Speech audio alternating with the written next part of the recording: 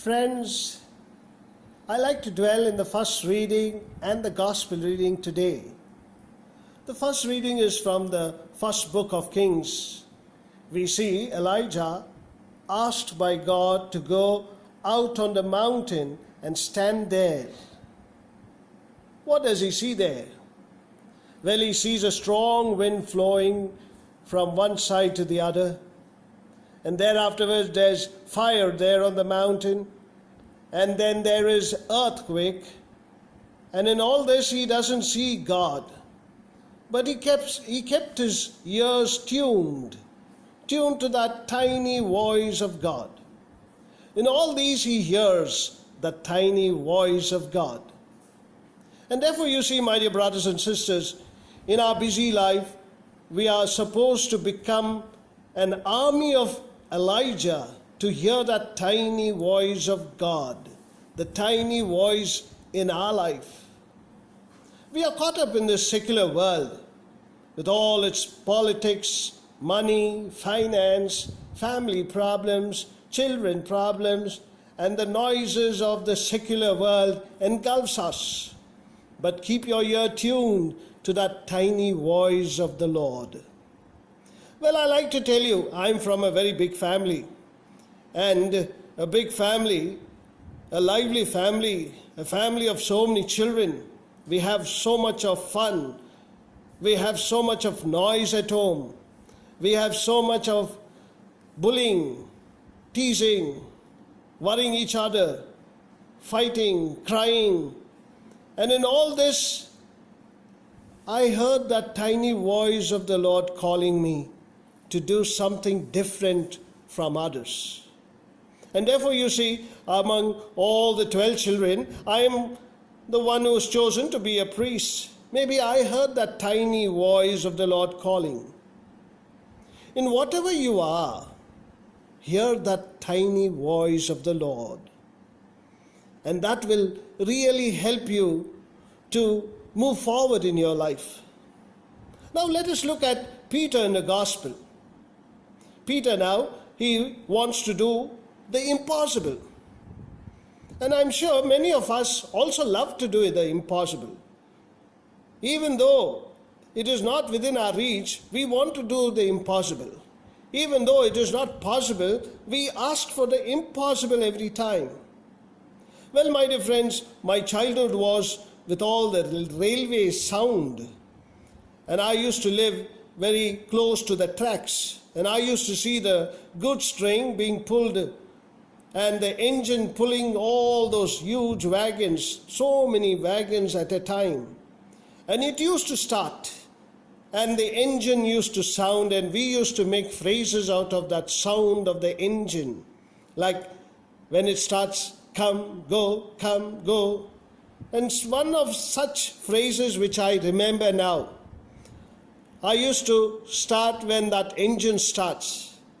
And it used to pull all those many wagons. It used to start like this, such phrase. I think I can. And therefore it starts, I think I can, I think I can, I think I can, I think I can, I think I can, I think I can. And then you see, slowly the goods train pulls those many wagons to that speed which was impossible becomes possible. Well, my dear friends, everything in our lives looks impossible, but it can become possible. We ask God to do all the impossible things for us. And every time we ask Him to do the impossible. And every time God helps us to do the impossible, like how He told Peter. When Peter said, Lord, command me to come to you. And Jesus said, come. Peter does the impossible. He walks on water. Peter says, I think I can because I know He can. And that is beautiful. Listen, Peter says, I think I can because I know He can for me. Now what we learn from this? Well, my dear friends, we have to learn one important aspect. If I can do the possible things in my life every day, then I can ask for the Lord for the impossible. That is how we have to see. We are capable, we are able to do the possible things. There are so many things that we do, and all these things are possible things that we have to do.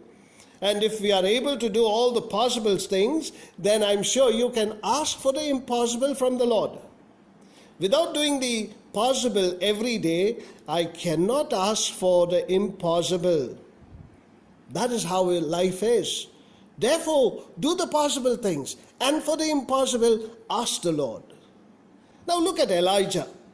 He had his ears fixed to the Lord to hear that tiny voice.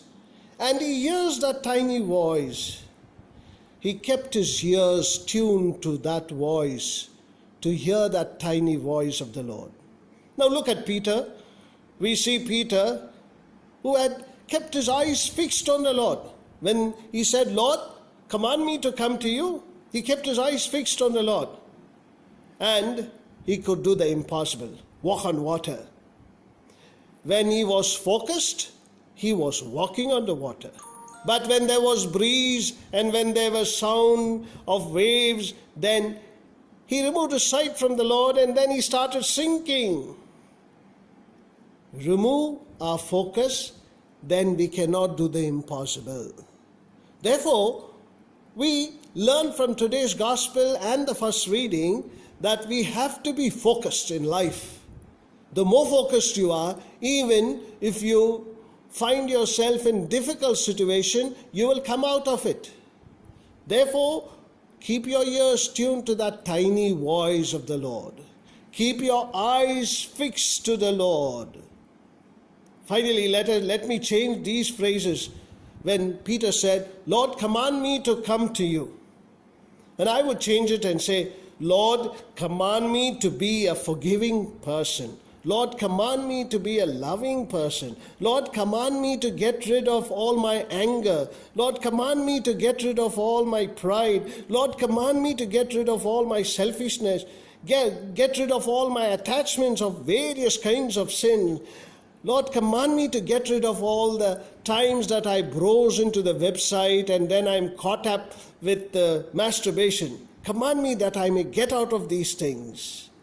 If we are doing that and asking the Lord to command for each one of us to get out of that problem, then one day you and I can say, Lord, command me to come to your eternal home. Amen. Let's stand for the creed.